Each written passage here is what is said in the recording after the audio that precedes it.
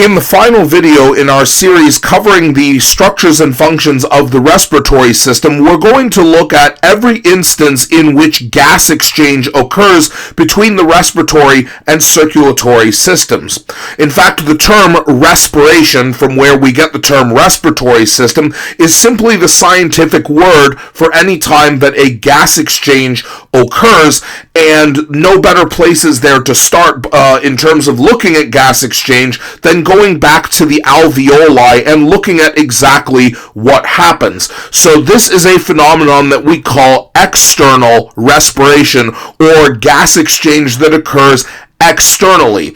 Even though the alveoli are definitely inside of your lungs, the gases that are exchanged come from the outside. For example, oxygen that enters the alveoli whenever you inhale obviously comes from outside of the body, and the carbon dioxide that enters the alveoli that needs to be getting rid of, which is gotten rid of during the process of exhaling. Either way, the origin point of the oxygen and the destination of the carbon dioxide here is both outside of the body, which is why we call this external respiration, but the actual gas exchange occurs in the alveoli itself, between the space in your alveoli and what we call your alveolar capillaries, which are the blood vessels found outside of the alveolus. Now, the technical name for these capillaries are what we call your, let me spell that correctly, what we call your pulmonary capillaries, pulmonary being a word that refers to the lungs, because these are the smallest blood vessels that occur in the lungs specifically for the purpose of gas exchange. So if we look in detail at the gas exchange that occurs between your pulmonary capillaries and your alveoli, we remember, of course, that deoxygenated blood is what enters the alveoli, carrying, of course, carbon dioxide. So the deoxygenated blood that enters the alveolar capillaries in your lungs is carrying all of the carbon dioxide that is produced through cellular respiration in the rest of your body, and this blood carries it into your alveoli in order to get rid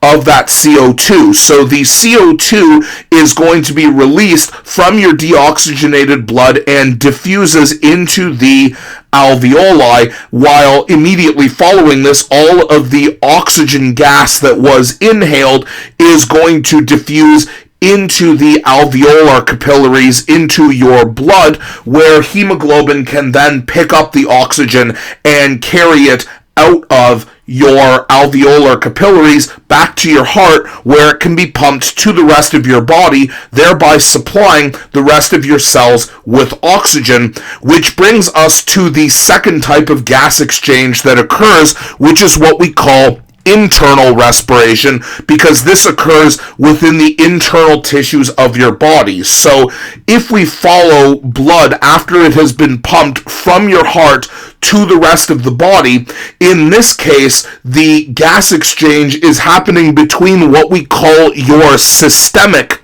capillaries, meaning that these capillaries occur inside of your body tissues in what we call systemic circulation that goes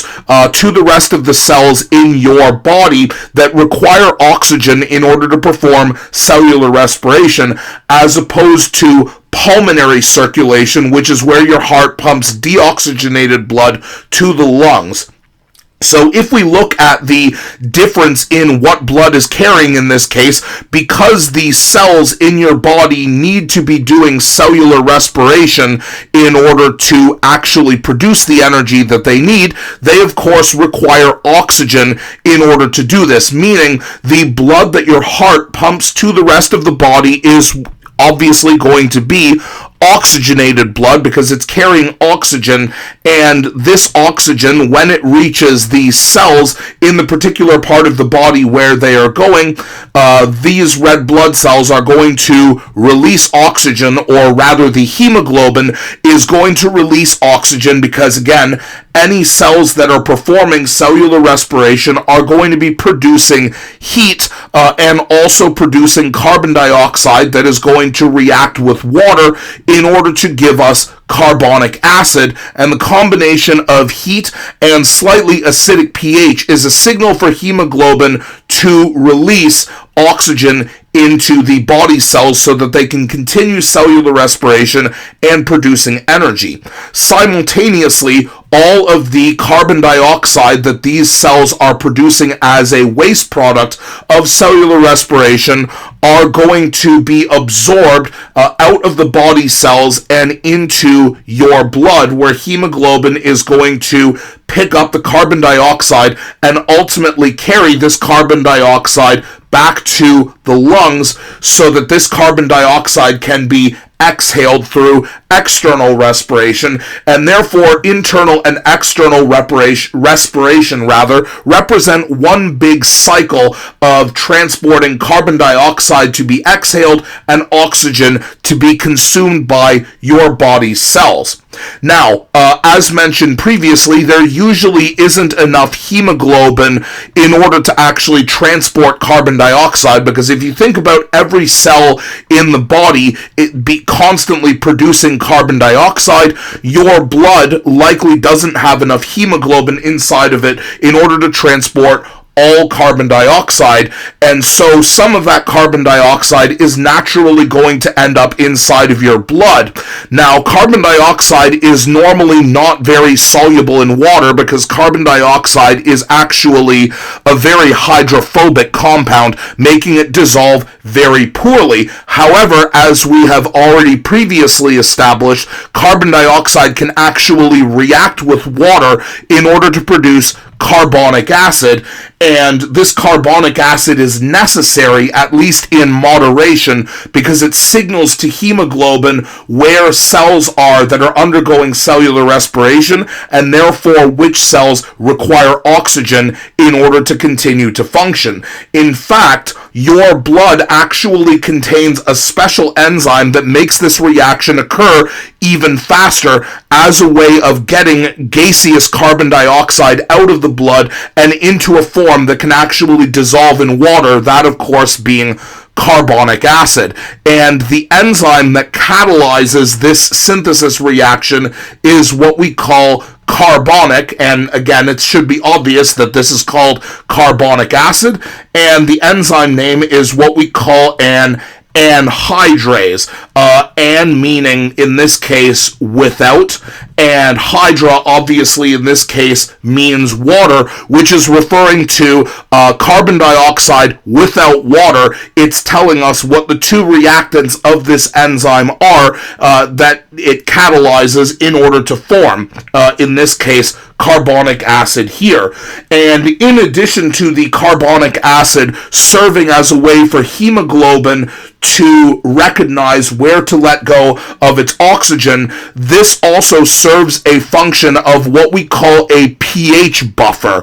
meaning that because carbonic acid is an acid, this acid can be used to neutralize any base within your blood system in order to keep the pH relatively stable. But again, this is kind of an added benefit here.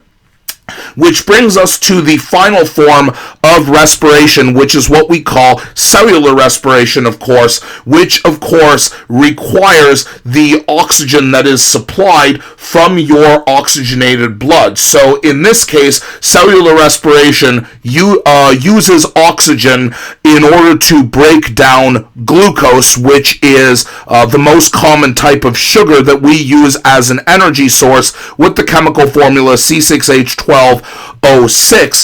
and this of course produces carbon dioxide as a waste product, and this explains why any cell that is producing energy is going to consume oxygen supplied by oxygenated blood while simultaneously taking carbon dioxide that is produced as a waste product away back to the lungs so that it can be exported. And with that, with the summary of external, internal, and cellular respiration, we have now successfully summarized all of the three major locations where gas exchange occurs within the human body. In the next series of videos, we're going to look at the second part of your cardiovascular system, which is, of course, your circulatory system, and looking at how the heart functions as well as how blood is transported throughout the body, so that you have the final piece of the puzzle in order to understand how the body's gas transportation system works. So until then, you can take a look at this case study here, in this case looking at the respiratory reason why panic attacks occur, as well as trying all of the rest of the practice problems below to test your knowledge about how the human respiratory system functions before starting the next series on the circulatory system.